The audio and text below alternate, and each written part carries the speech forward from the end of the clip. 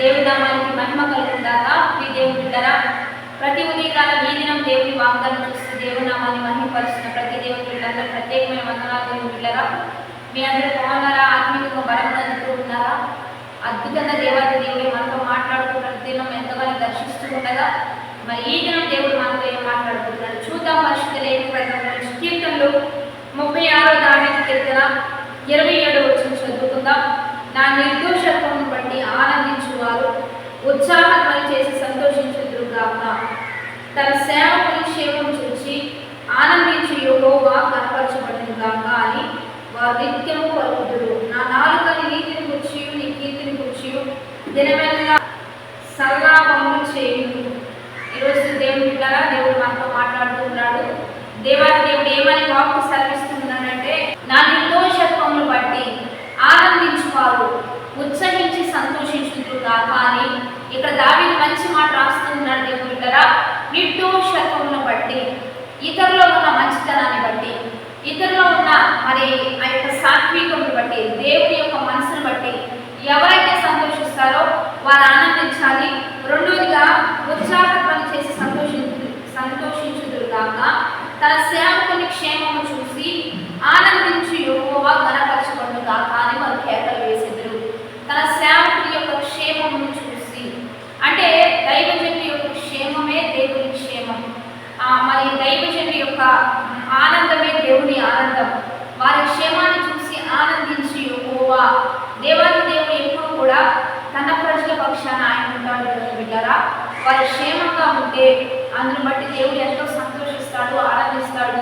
మరి దైవజనుల పక్షాన ఇప్పుడు వారు ఉపవాసంకి ప్రార్థిస్తే ఖచ్చితంగా దేవుడు ఆ ప్రార్థన అంగీకరిస్తాడు. వారు పాడుతున్నా స్తుతిస్తున్నా వారిని బట్టి దేవుడు ఎంతో ఆనందంతో సంతోషంతో ఉంటాడు.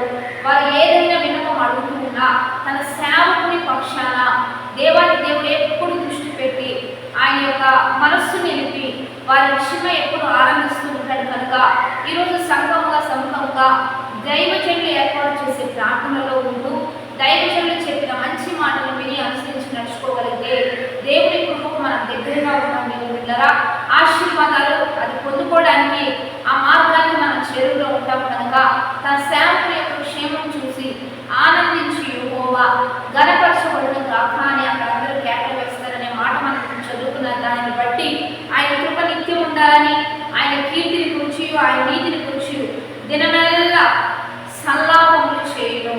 కాబట్టి మనం క్షేమంగా ఉంటే మరి ప్రజలందరూ ఆయన నామాన్ని గొప్ప చేస్తూ ఉంటారు. మనం దేవుని మార్గంలో ఉంటూ ఉంటే ప్రజలందరూ కూడా దేవుని నామాన్ని హెచ్చిస్తూ ఉంటారు. కనుక మనందరం దేవుని మార్గంలో ఉంటూ దైవికంగా ఉంటూ ఆశీర్వాదంగా నడిపించబడదాం. వాగ్దానాన్ని బట్టి ప్రార్థన చేద్దాం. పరిశుద్ధుడా, మహోన్నతుడా, గొప్ప దేవా, ఈ దినము మీరు మాకున్న బలమైన వాగ్దానాన్ని బట్టి మహిమ. ఈ దినము ప్రభు ఎంతమంది వాగ్దానం ఉన్నారో చూస్తూ ఉన్నారో వారందరి పట్ల ఈ వాగ్దానం నెరవేర్పులను నడిపించాయా. వారందరూ కూడా నీ నీతిని బట్టి వారు సంతోషించాలి, నిర్దోషత్వాన్ని బట్టి వారు ఆరాధించాలి. శాంతుల యొక్క క్షేమాన్ని చూసి నీ వలె మంచి మనసుతో వారి మీద దృష్టి నిలిపి వారికి సహకరించిన మంచి బిడ్డలుగా ఒక్కొక్కరిని మార్చండి. వారి ప్రార్థన యందు ఆరాధన యందు దృష్టిని నిలిపి నిత్యము నీ కృపను గురించి నీ మహిమను గురించి స్తుతించి గానం పాడే గొప్పదని ప్రతి బిడ్డకు దయచేస్తూ ఈ నామాన్ని నాకు తెచ్చుకోమని ప్రభు అయిన యేసుక్రీస్తు నామం పేరిట అడిగి వేడుకొని ప్రార్థిస్తున్నాము. గొప్ప తండ్రి, ఆమె. మంచి లైక్ చేయండి, షేర్ చేయండి, కామెంట్ చేసి మంచి పరిచయం బిడ్డరా. ఈ దినం ప్రత్యేకంగా 33వ ఉపవాసారాధన మీరందరూ కలుసుకుని దేవుని నామాన్ని మహిమపడతాం. ఆమె.